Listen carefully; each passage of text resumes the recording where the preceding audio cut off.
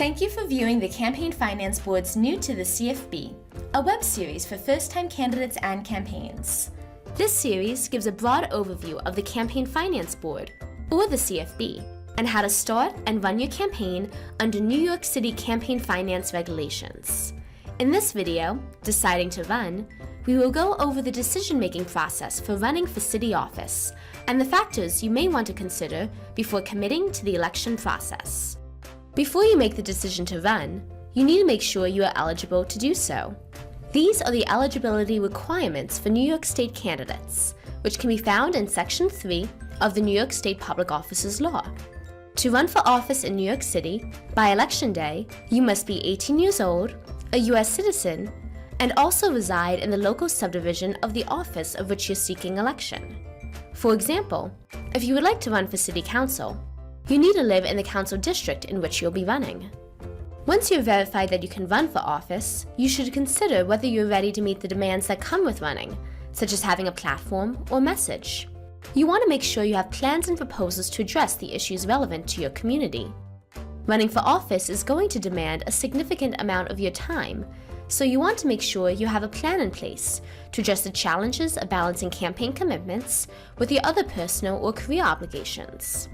You want to consider whether you have the support of others. You can't run an entire campaign by yourself. You are going to need a base of support to both staff your campaign and pay for its expenses. If you think you need more time to develop a network of supporters, it may be best to wait to run. Running for public office also means answering to the public. You have to be ready for the responsibility that comes with asking to serve the public, such as answering questions from the media and disclosing your personal finances. You also want to make sure you understand the legal responsibilities of your campaign. Another part of answering to the public is providing them with the information about you and your campaign that you are legally required to disclose. Our web series focuses on the financial responsibilities of your campaign, but know there are others as well.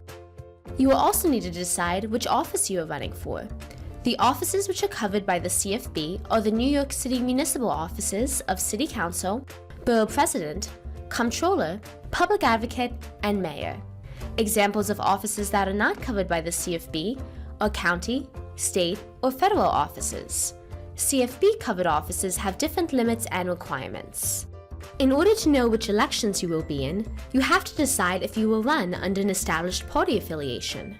If so, and if you face opposition for your office within your own party, then you will take part in a primary election.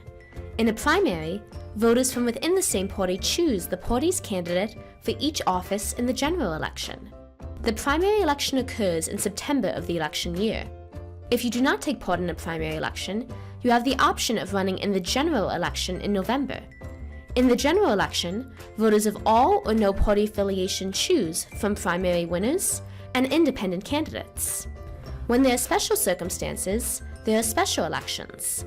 Special elections occur to fill a vacancy in office after an official's death, resignation, or removal from office occurs. Special elections have specific campaign finance requirements and separate deadlines. You will also need to become familiar with the multiple government agencies that you will work with during the course of your campaign. As we explain in the Opening Your Committee video in our web series, one of your campaign's first steps is with a federal agency, the Internal Revenue Service, or the IRS. You should consult the IRS to find out which federal tax and employment policies may apply to your campaign. An important state agency is the New York State Board of Elections, or the BOE. You must disclose your campaign's finances to both the BOE and the CFB. Generally, the city's campaign finance requirements are more stringent than those at the state level. Just as you should consult the IRS regarding federal tax regulations, you should also consult the New York State Department of Labor, as well as the New York State Department of Taxation and Finance, to find out which state tax and employment policies may apply to your campaign. As you are running for municipal office, you will need to interact with multiple city agencies throughout the election cycle. In order to get on the New York City ballot, you will submit petitions to the New York City Board of Elections during the election year, according to their requirements and deadlines.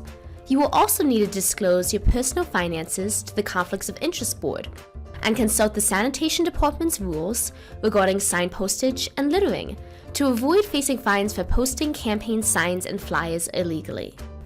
And finally, there's us, the New York City Campaign Finance Board, or the CFB. Up next, you are going to meet our agency and the Campaign Finance Program. Head over to the next video to learn more, and watch the full New to the CFB series from Candidate Services, available on our website. Contact us directly with any additional questions, and thanks for watching.